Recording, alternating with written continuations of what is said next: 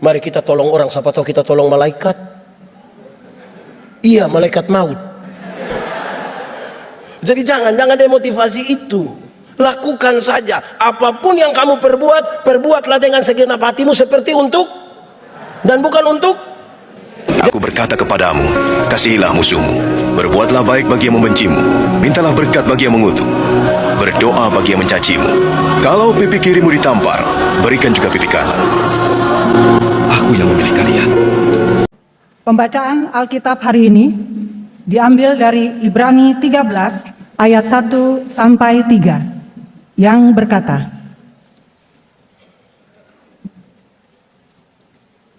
Nasihat dan doa selamat. Peliharalah kasih persaudaraan. Jangan kamu lupa memberi tumpangan kepada orang, sebab dengan berbuat demikian beberapa orang dengan tidak diketahuinya telah menjamu malaikat-malaikat. Ingatlah akan orang-orang hukumanmu, karena kamu sendiri juga adalah orang-orang hukuman.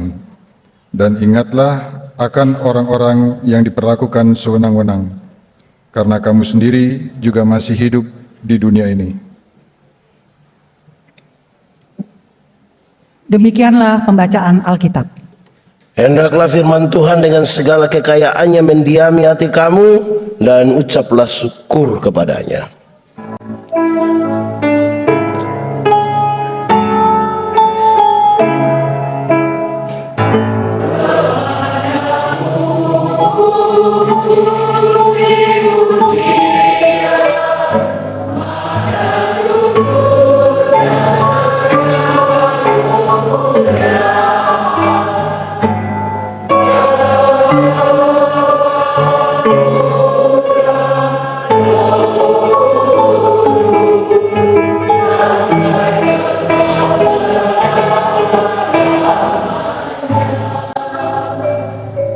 Silakan duduk. Bapak Ibu saudara-saudara, shalom. Yang di luar shalom. Semuanya shalom. Selamat hari Minggu. Ada sukacita. Hari ini kita sekaligus merayakan persekutuan kaum bapak. Kita tepuk tangan dulu, tidak apa-apa. Yang saya mau tanya adalah, ini perayaan kaum bapak atau kaum ibu? Kaum bapak atau kaum ibu? Lalu sepertinya mama-mama lebih banyak dari bapak-bapak. Apakah ini mama-mama janda? Nah, itu pertanyaan penting itu. Pertanyaan penting. Kan banyak yang tidak janda toh, tapi tidak sama-sama dengan suami datang ke sini. Ini bapak-bapak dorang ini waktu masih pacaran dulu rajin jemput pacar datang ke gereja. Betul? Setelah menikah ibu datang sendiri. Terus pendeta tanya, "Bapak, kenapa lepas ibu datang sendiri ke gereja?" Terus dia bilang begini, "Pak pendeta, ibu pendeta, waktu Pak pendeta, ibu pendeta kasih nikah saya dan ibu, kami dua telah menjadi satu." Jadi kalau ibu sudah ke gereja itu sama dengan bapak juga sudah. Di GPIB ada begitu juga. Siapa punya suami cocok, kita jujur saja itu. Tapi ibu-ibu juga satu ini, ibu-ibu ini. Siap cantik-cantik datang gereja tapi jalan sendiri. Terus pendeta tanya, "Ibu, suami?" Terus dia bilang, "Ih, tahu sendiri." Sudah tahu suami begini, kenapa ambil resiko? Bapak Ibu saudara-saudara, jemaat. Bagus itu. Jemaat. Pertanyaan paling penting bagi semua pendeta dan pergumulan bergereja adalah, kenapa kaum bapak itu malas beribadah? Tidak datang ikut ibadah. Kalau bilang ada kerja bakti, semangat mereka. Tapi kalau ibadah rasa-rasanya sedikit. Betul? Eklesia juga begitu. Nah, kenapa begitu? Saudara-saudara, Ternyata dari dulu ada bentukan bahwa kita lihat budaya kita rata-rata sama. Kalau ada anak laki-laki menangis, kita bilang begini, kau macam perempuan saja. Seolah-olah yang boleh menangis hanya. Tapi kalau ada perempuan keluar malam-malam, kita di kampung bilang kau macam laki-laki saja. Seolah-olah yang boleh keluar malam hanya. Akhirnya laki-laki itu dibentuk sebagai sebuah pribadi yang sepertinya superior. Pekerjaan-pekerjaan dengan resiko besar, resiko berat diambil oleh laki-laki, bapak-bapak. Yang resiko ringan itu diambil oleh perempuan. Yang masak di rumah bapak-bapak atau ibu-ibu? Ibu-ibu, kan domestik kecil di rumah. Di restoran yang besar yang masak bapak-bapak atau ibu-ibu? Resiko besar. Di sini ada orang NTT. Tidak usah angkat tangan, tidak usah. Kita muka sama semua ini, sudah. Di NTT, kalau sadap enau, iris tuak, yang naik ke atas pohon, itu laki-laki. Resiko jatuh mati. Yang pikul, perempuan. Bawa dari ini nih, pohon ke rumah masak, perempuan. Sekali lagi resiko besar diambil oleh laki-laki, yang kecil diambil oleh perempuan. Itu terbawa terus. Sekarang pertanyaan penting untuk kita jawab. Menurut saudara, ibadah itu resiko besar atau resiko kecil? Mulai kacau ini kita. Ibadah itu termasuk resiko besar, pekerjaan resiko besar atau kecil? Banyak suami bilang kepada istrinya, hanya ibadah jadi mama pergi sudah. Tapi kalau dalam ibadah ada keputusan bersama. Untuk perayaan Natal tahun ini tiap-tiap kakak kumpul 250.000 rupiah. Resiko besar atau kecil? Besar itu. Makanya silahkan ibu ikut ibadah. Tapi untuk ambil keputusan 250 tanya. Di Bali juga begitu. Saudara, ini kita ada dua ya. Pertama kita bicara bapak-bapak dulu, habis baru masuk ke bagian ini. Saudara-saudara, kami melayani dengan kaum bapak gereja kami ke satu daerah, satu jemaat di Rote. Terus ada sharing setelah ibadah. Kenapa bapak-bapak itu tidak terlalu rajin ke ibadah-ibadah? Yang sudah rajin mantap ya, ini yang tidak biasa. Hampir kami semua sepakat bahwa sibuk. Bahwa sibuk. Di sini juga sama kok. Sibuk. Rupa-rupanya hari-hari ini kalau kita sebut diri sibuk itu sepertinya kita bermakna sekali. Bapak ibadah, saya sibuk. Kalau bicara sibuk itu sepertinya derajat naik sedikit, makanya lebih ekspresif. Saya sibuk. Nah, itu.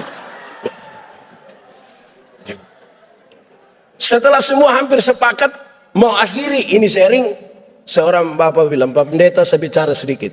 Oke, silakan. Dia bilang begini, Pak Pendeta, untuk sibuk saya juga sibuk Pak Pendeta. Saya punya perusahaan 6. Salah satu tempat usaha kami baru akan ditutup kira-kira 9:30 malam. Tapi kenapa saya terima jadi majelis jemaat? Kenapa saya rajin ikut persekutuan kaum bapak? Kenapa saya harus antar saya punya anak-anak ke sekolah? Saya kasih panas mobil, kasih tinggal barang 1-2 menit. Saya harus baca firman 1-2 ayat biar anak-anak dengar dulu baru kami jalan. Kami penasaran, kami menunggu sebenarnya alasan apa. Dan dia jawab begini, kenapa saya lakukan itu? Dia bilang, karena saya sayang anak-anak saya. Saya langsung tanya dia, jadi saya ini tidak sayang anak? Hanya bapak sendiri sayang anak, kami tidak? Dia bilang, Pak Pendeta minta maaf, saya baca Alkitab.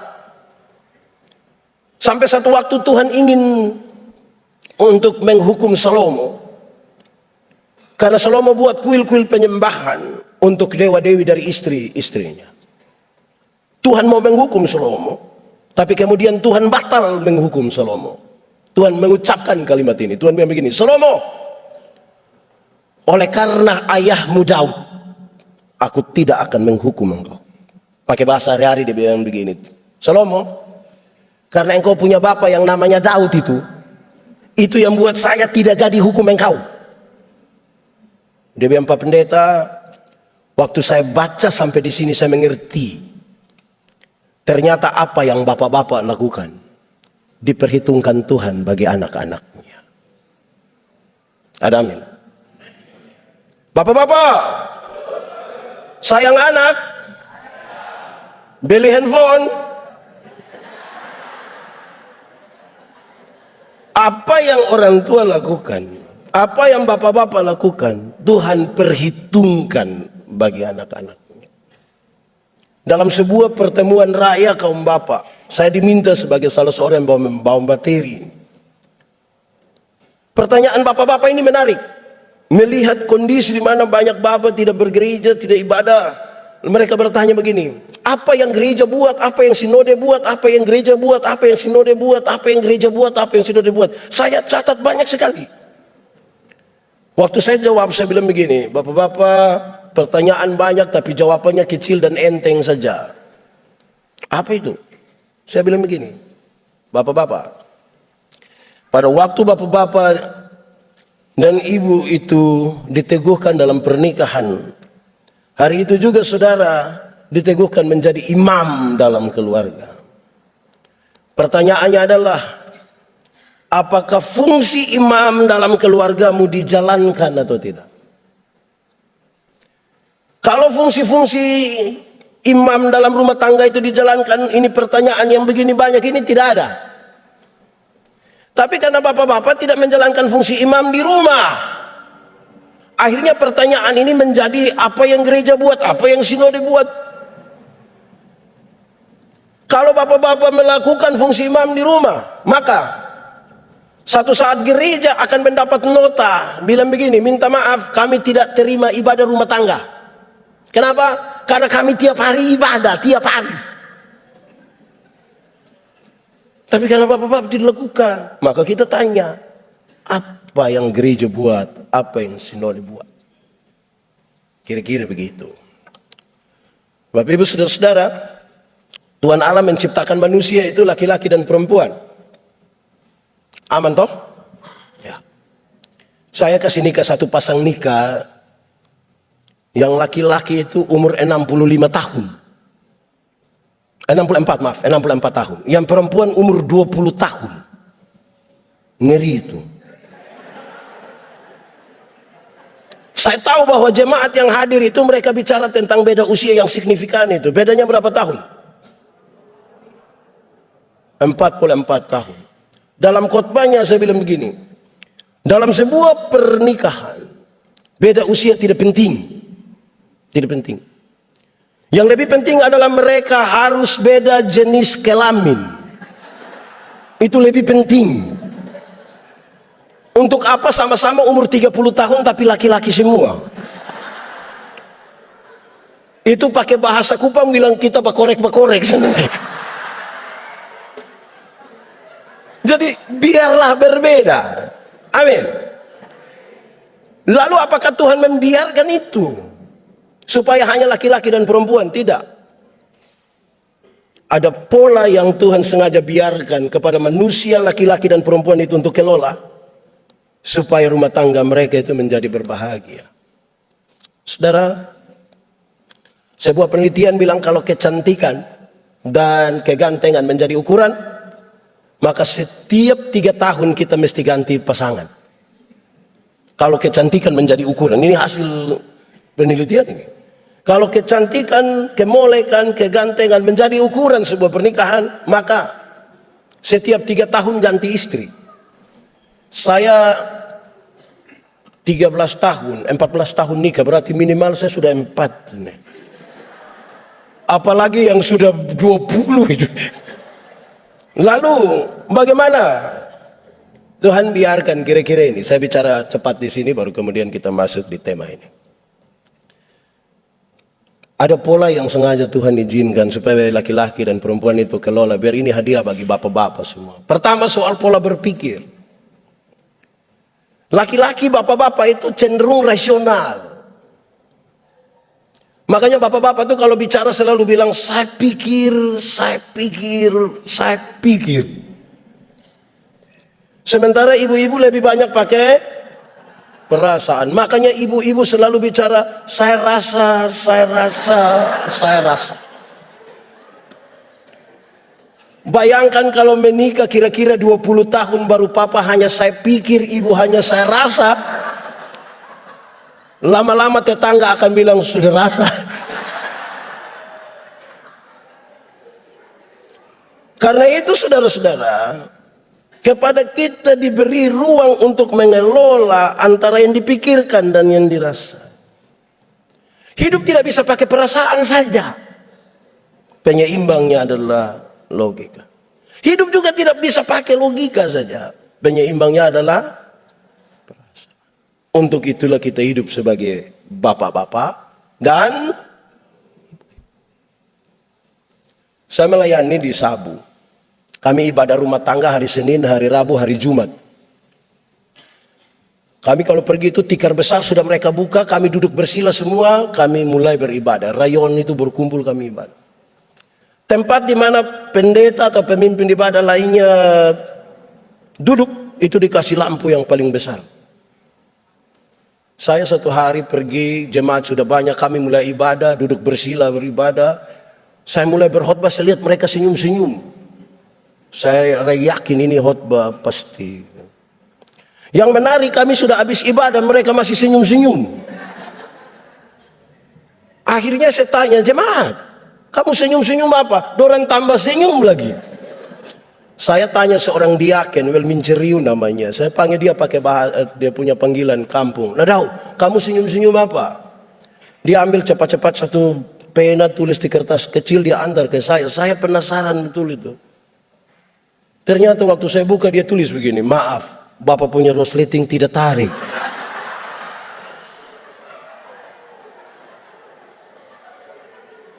Saya mau tanya saudara, menurut saudara tadi orang punya ibadah baik? Baik kok tidak? Kenapa tidak baik?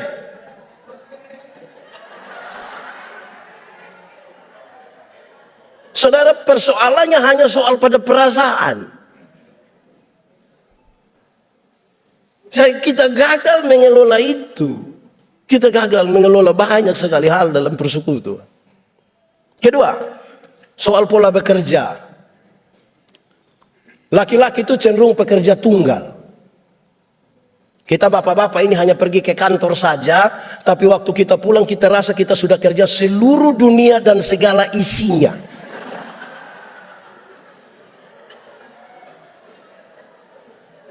Kalau bapak-bapak sempat gendong anak barang 1 jam, itu dia rasa terlalu berjasa.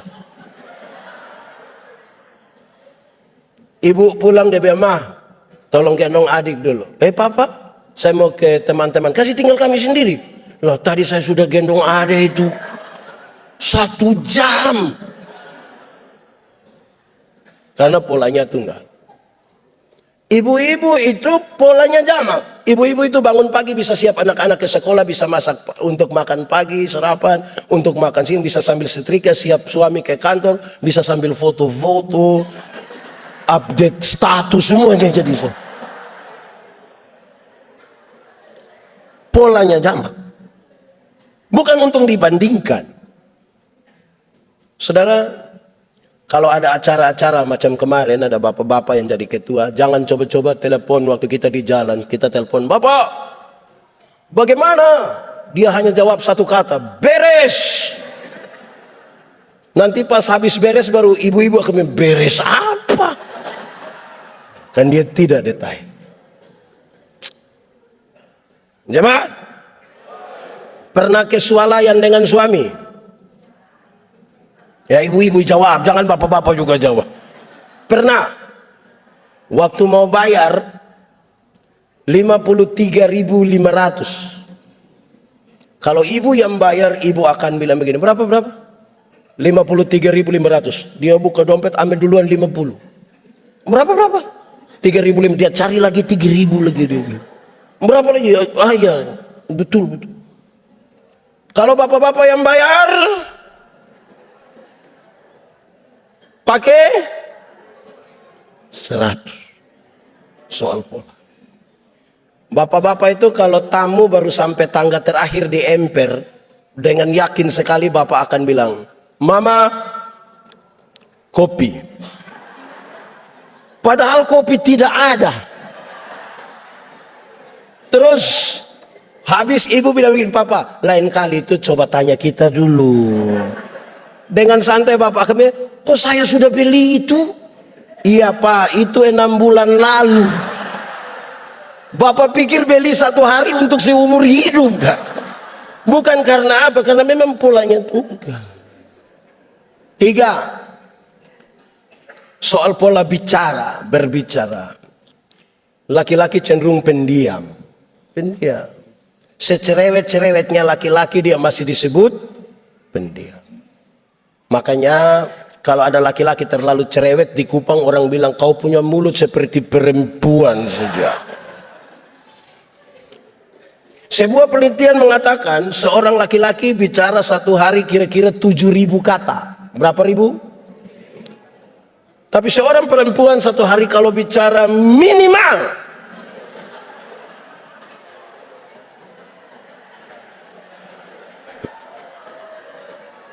sekurang-kurangnya 21.000 kata.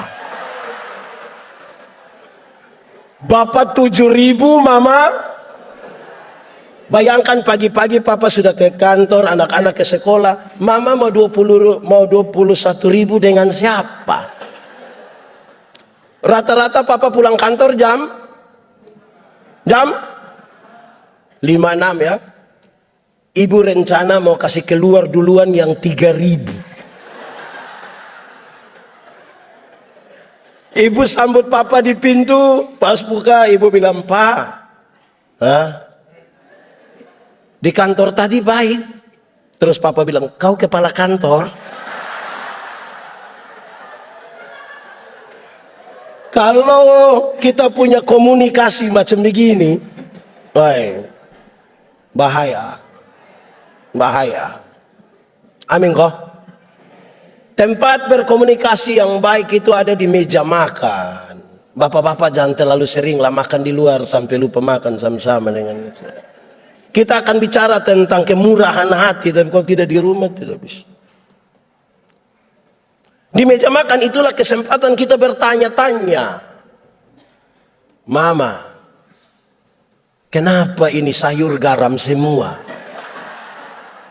Terus ibu jawab, "Sayang, papa minta maaf sayang. Tadi waktu mama tumis ini sayur, mama terlalu ingat papa. Jadi mama pikir papa garam, mama ambil." Tapi yang penting komunikasi. Ibu-ibu, komunikasi dengan suami ada baik?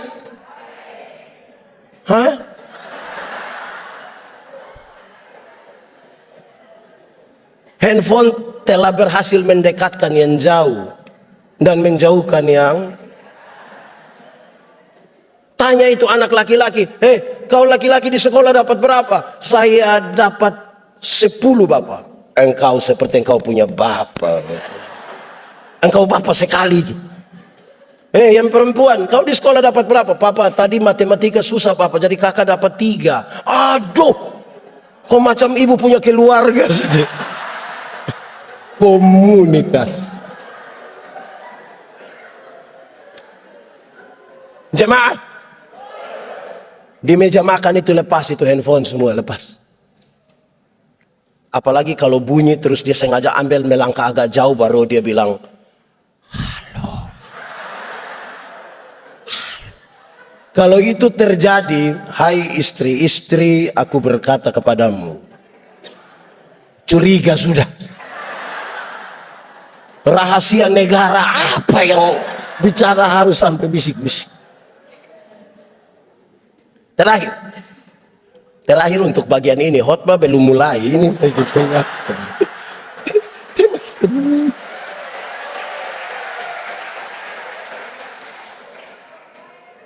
Soal pola mengingat.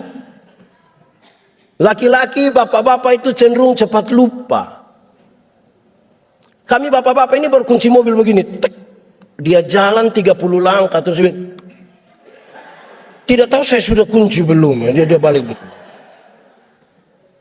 Kaum bapak itu rata-rata cenderung cepat lupa. Makanya ibu-ibu minta maaf. Kami bapak-bapak itu di luar rumah kami lupa kalau kami ada istri.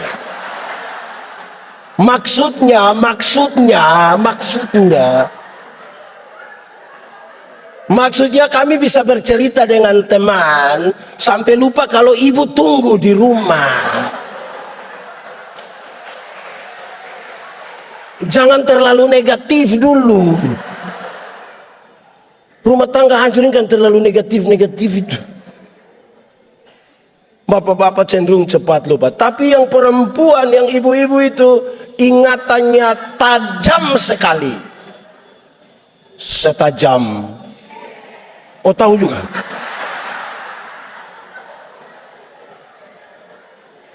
Kalau ada suami bilang begini, orang seperti saya tidak pernah marah, saya punya istri. Nanti yang protes istrinya, tidak pernah apa? Mama memang tidak pernah. Terus saya bilang, pernah. Yang mana? Yang tahun 1900 itu gitu. Jangan coba-coba itu. Anak muda, waktu kecil dulu pernah periksa pakaian dinas atau pakaian kerja dari papa mama atau tidak? Yang paling banyak dapat uang itu di papa punya atau mama punya? Bapak rata-rata lupa 5.000, 10.000, 20.000. Jangan coba-coba periksa mama punya. Itu pekerjaan sia-sia. Dalam hal inilah mama seturut dengan Alkitab. Di mana hartamu berada, di situ juga. Ibu-ibu ini kita pinjam dia pun Tupperware saja, dia hafal itu tidak ada. Oke, baik. Selamat hari jadi buat persekutuan kaum bapak ya. Semoga masih semangat untuk mengelola kebersamaan dengan istri, dengan anak-anak dan dalam persekutuan. Kenapa? Kita semua yang datang di gereja adalah produk dari rumah. Kalau kita terlalu rindu didengar di rumah, kita mau di sini pun kita didengar. Makanya jangan heran kalau ada bapak-bapak yang kalau ikut, saya kalau sudah AA, saya kalau BB. Yang AB itu anak TK. Di sini ada TK. Coba saudara pagi-pagi dengar orang hafal huruf A, B, BA dibaca. Jadi sebentar pulang kalau papa bilang sekol sudah AA, sekol sudah BB, tanya bapak TK di jangan. Itu tidak boleh, itu salah, itu tidak boleh, tidak boleh. Baik, jemaat, kemurahan hati dan kebaikan menjadi nyata, itu tema kita. Tapi kita perlu memahami di awal saudara-saudara bahwa ada orang dalam konteks pembacaan itu yang mereka terima Yesus. Tapi justru penerimaan terhadap Tuhan Yesus itu yang membuat mereka menderita. Mereka ditinggalkan oleh banyak orang. Mereka susah sendiri. Orang-orang tidak mau ambil risiko dengan mereka. Bahkan pemerintah pun tidak ada di pihak mereka. Ini sebuah kenyataan yang sebenarnya pahit. Ketika orang ambil keputusan untuk serius beriman kepada Tuhan. Kalau kita belajar tentang Paulus, yang paling gampang diingatkan Paulus. Dia di penjara. Apakah karena dia melakukan sebuah tindakan yang merupakan kejahatan berat? Tidak. Lalu kenapa dia masuk penjara? Karena dia coba-coba percaya kepada Tuhan Yesus dan mau menyampaikan kabar baik tentang Yesus. Ini sebuah kenyataan yang sangat berbeda dengan kerinduan banyak orang Kristen. Banyak orang Kristen berpikir kalau percaya Tuhan kita bebas masalah. Banyak orang pikir kalau percaya Tuhan itu, kalau sakit kepala tinggal tunjuk begini baru bilang dalam nama Yesus. Banyak orang pikir kalau percaya kepada Tuhan Yesus, pagi-pagi ketika petugas koperasi datang, Tuhan Yesus kasih keliru dia. Jadi dia tidak jadi di kita punya rumah untuk tagih, dia tagih di tetangga. Tidak. Ada resiko-resiko, lantas di manakah Tuhan? Apakah dia mau membiarkan orang yang percaya kepadanya menderita? Tidak. Dia menyertai, itu yang membuat kekristenan hidup sampai hari ini, menemukan jalannya. Tetapi salah satu cara yang Tuhan pakai adalah dia pakai komunitas sebagai orang-orang percaya untuk saling memberkati. Dia pakai komunitas orang-orang beriman ini untuk saling menolong satu dengan yang lain. Karena itu saudara-saudara, dia minta supaya ingatlah terhadap kasih persaudaraan itu. Ingat.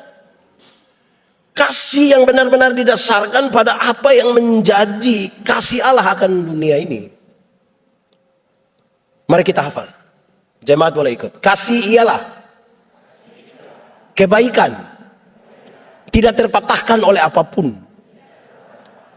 tidak akan berubah menjadi kebencian. Saya ulangi, ikut. Kasih ialah kebaikan, tidak terpatahkan oleh apapun, tidak akan berubah menjadi kebencian. Rujukannya jelas, karena begitu besar kasih Allah akan dunia ini. Apakah Tuhan Allah mengasihi dunia? Lalu apakah dunia mengasihi Tuhan Allah? Tidak. Apakah karena dunia tidak mengasihi Tuhan Allah berhenti mengasihi dunia? Apakah kemudian Tuhan membenci dunia? Saudara lihat, kasih tidak terpatahkan. Sehingga tidak boleh ada satu orang percaya pun yang bilang kepada sahabatnya, saudaranya, Pak, saya terlalu hargai Pak, tapi waktu saya tahu Pak punya sifat asli begini, minta maaf saya. Itu bukan kasih, itu egois. Kalau engkau hanya bisa berbuat baik kepada orang yang berbuat baik kepadamu, apakah jasamu? Karena orang-orang berdosa pun melakukan hal itu. Kasih seperti ini yang Tuhan Allah mau. Yang tidak terpatahkan oleh apapun.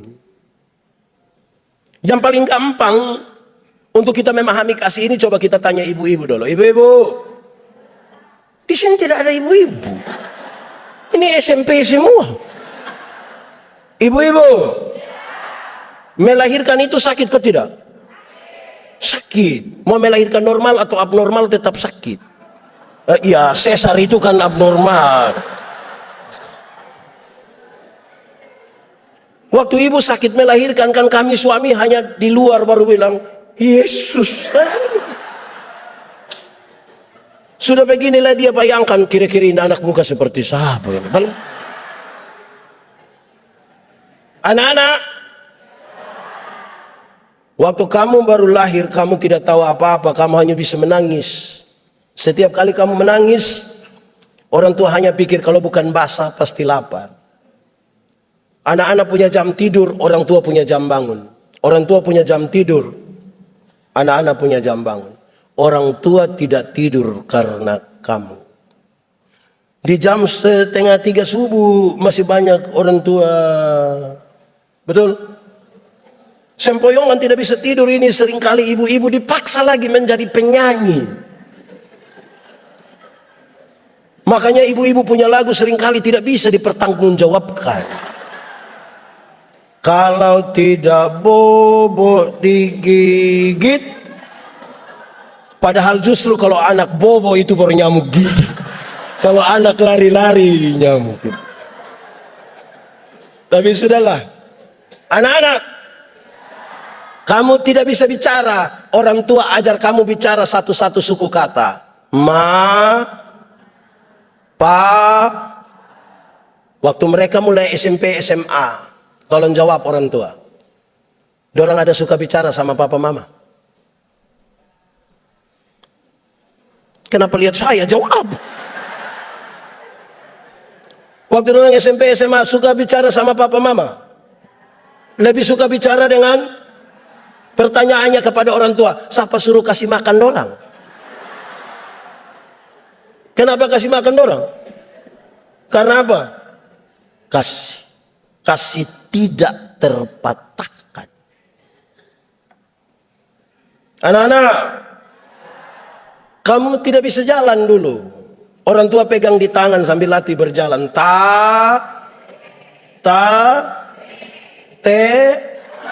Nah itu jalan belakang. Tapi waktu anak-anak mulai bisa berjalan sendiri, SMP, SMA, suka jalan sama papa mama? Lebih suka jalan dengan? Lalu kenapa Beli kasih mereka HP? Saudara lihat, kasih tidak makanya orang tua sering kali bilang begini, anak-anak, asal kamu mau sekolah tinggi, biar papa mama ikat perut tidak apa-apa. Pernah dengar itu kalimat? Orang tua sampai bilang ikat perut itu bukan berarti mereka mau pakai stagen, tapi mereka utang demi anak-anaknya. Sekali lagi, KASIH dibaca. Makanya banyak sekali orang tua mengatakan begini, busuk-busuk juga itu kita punya anak. Busuk-busuk juga kita punya. Itu yang saya mau tanya orang tua, kenapa bilang kami busuk? Tapi saudara lihat, saya ingin menggambarkan kasih yang tidak terpatahkan.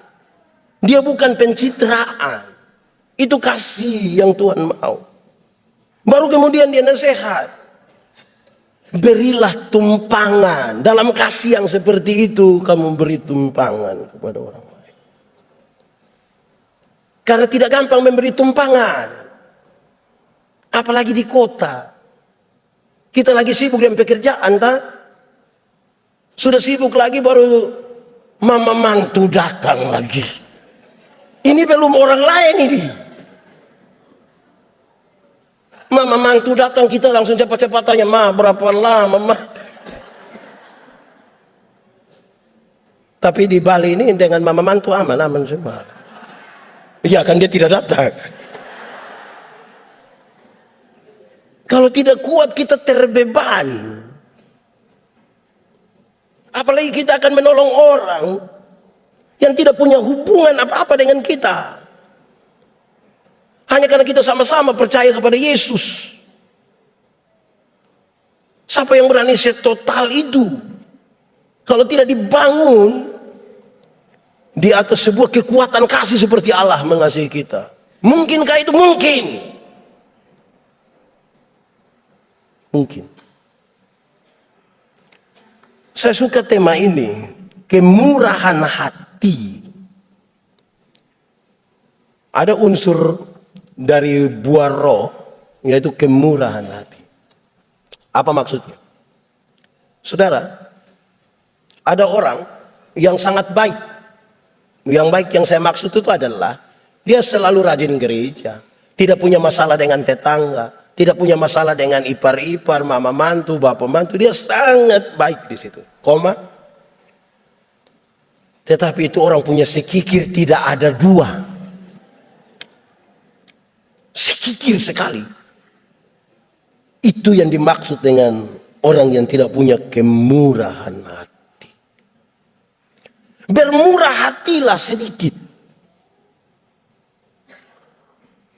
supaya kita bisa untuk menjadi bagian dalam pergumulan bersama sebagai orang-orang percaya. Dalam kasih yang seperti itu, saudara-saudara, dia mau satu, dia rindu supaya kita itu saling peduli. Solidaritas. Kenapa kita butuh bersolidar dengan orang lain? Karena Tuhan itu lebih duluan mengambil bagian dalam penderitaan orang lain. Saudara, saya tidak tahu di sini Di banyak tempat itu saudara-saudara, kadang-kadang kita punya kemurahan hati ini tidak baik juga. Saudara pernah belanja di mall? Kok pernah? Di mall pernah? Saya mau tanya saudara, pernah tawar di mall? Pernah?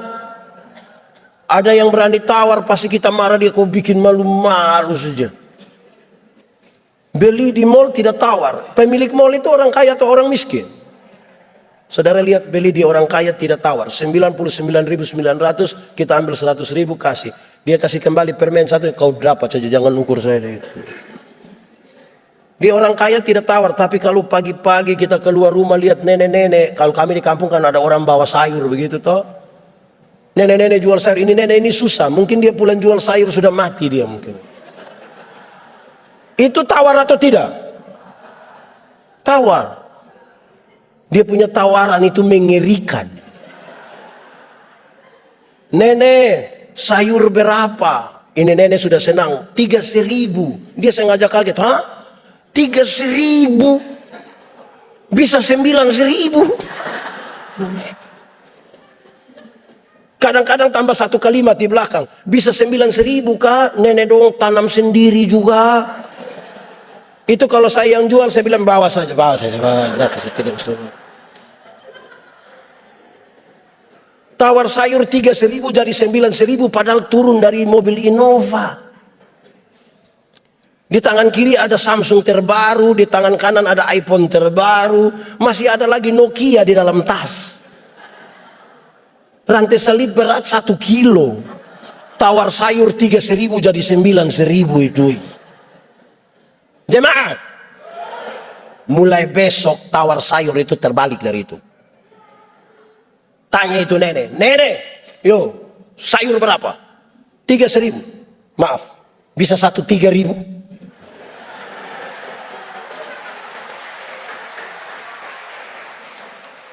Berani bisa tawar sayur 3.000 jadi 3.000? Hanya 3 kemungkinan.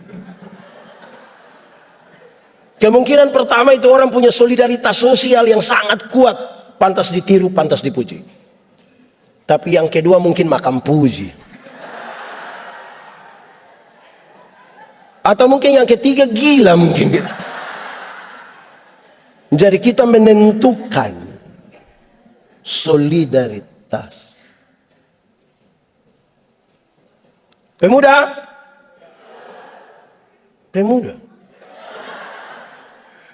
Ini pemuda, saya mengkritisi 1-2 pemuda, kelompok pemuda yang semangat melayani tinggi. Saya bilang orang, kamu sudah bagus. Waktu mau Paskah, waktu mau Natal, mereka pergi catat yang usia lanjut. Di sini apa namanya? Iya, yang susah sengsara itu mereka catat nama-nama mereka. Terus mau datang, nenek nanti ikut gereja ya. Pas warta pelayanan ada bilang begini, untuk para penerima diakonia, supaya jangan pulang dulu. Setelah ibadah ini akan dilakukan pembagian. Yang sehat semua pulang, ini yang kita kasih tinggal nenek-nenek sakit semua nih.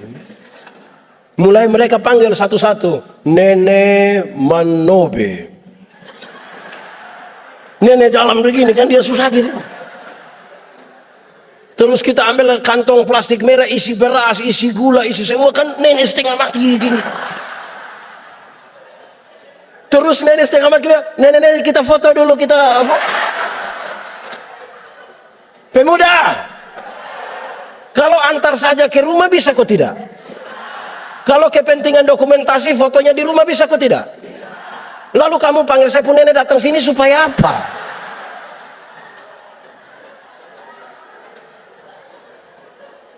Saya pun nenek ada apa-apa kamu tanggung.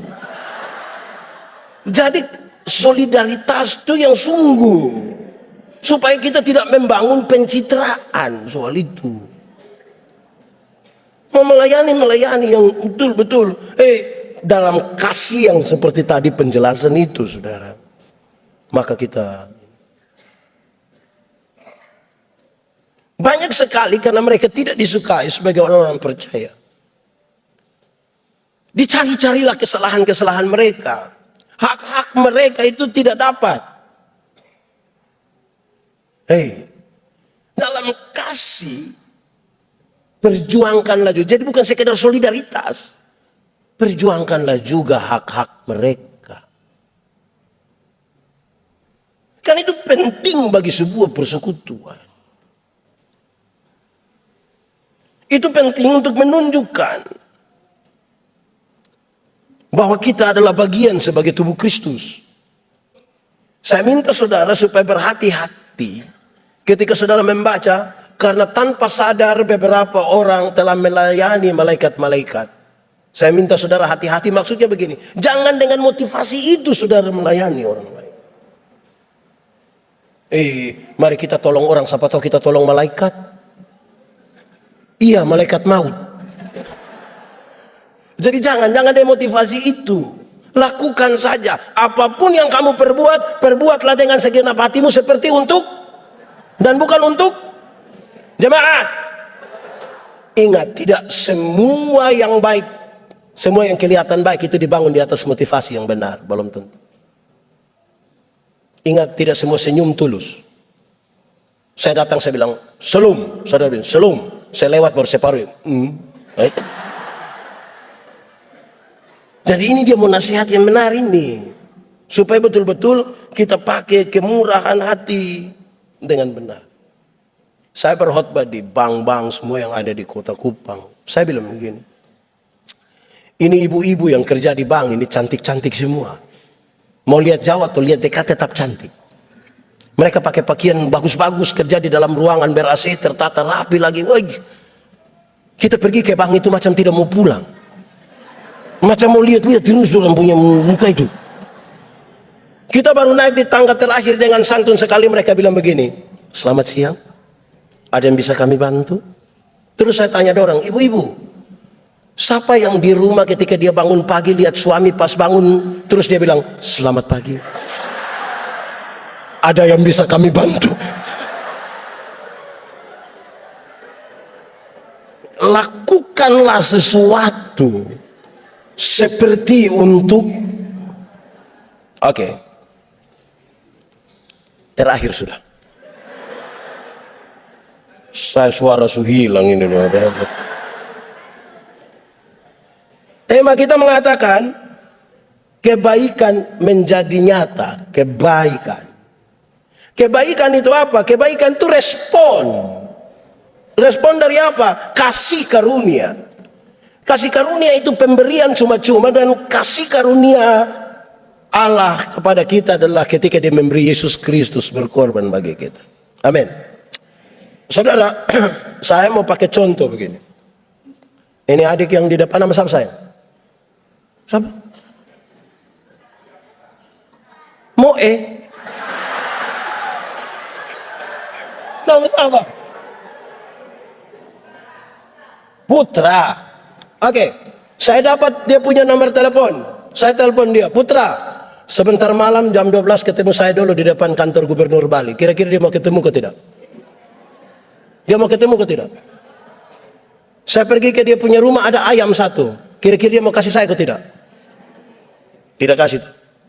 Saya rubah pertanyaan sekarang. Saya mau kasih dia mobil baru satu. Kira-kira Putra mau ke tidak? Mau. Saya beli kasih dia mobil satu, Toyota Alphard. Kira-kira. Saya kasih cuma-cuma ke dia. Putra, dapat. Ada perubahan perilaku dari dia ke saya, kok tidak? Saya telepon jam 12 malam, dia datang, kok tidak? Saya pergi dia rumah, ada ayam, dia kasih, kok tidak? Kenapa dia tiba-tiba baik begini? Karena dia telah mendapatkan sesuatu dengan cuma-cuma yang tidak bisa dia dapat. Itu baru konteks materi. Apalagi keselamatan.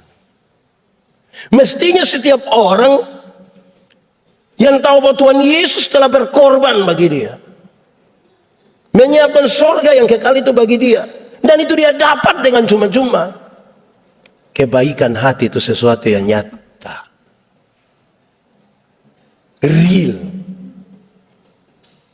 dan tidak ada hal-hal yang tadi pencitraan itu. Dan itulah kebaikan. Saudara bayangkan kalau kemurahan itu dan kebaikan hati itu kemudian menjadi nyata.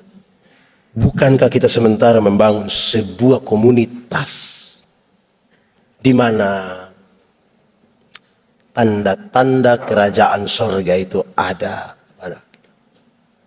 Jemaat, surga lebih baik atau dunia lebih baik? Surga atau dunia? Yakin surga lebih baik? Betul? Kalau begitu saya mau tanya, siapa mau pergi ke surga sekarang? Saudara tidak mau pergi? Pak Pendeta, belum waktu Tuhan. Oke. Walaupun saya belum pergi ke surga yang lebih baik dari dunia ini, karena belum waktu Tuhan. Tapi tanda-tanda kerajaan surga itu sudah harus saya alami di tempat di mana saya ada. Kerajaan surga berkaitan dengan pemerintahan Allah. Pemerintahan Allah seperti apa? Yang penuh keberpihakan, penuh kasih, penuh keadilan, penuh solidaritas. Itu tanda-tanda kerajaan. Berarti tidak mustahil bahwa hal-hal ini dimungkinkan. Kita tinggal bersama malaikat-malaikat. Tuhan memberkati kita. Amin.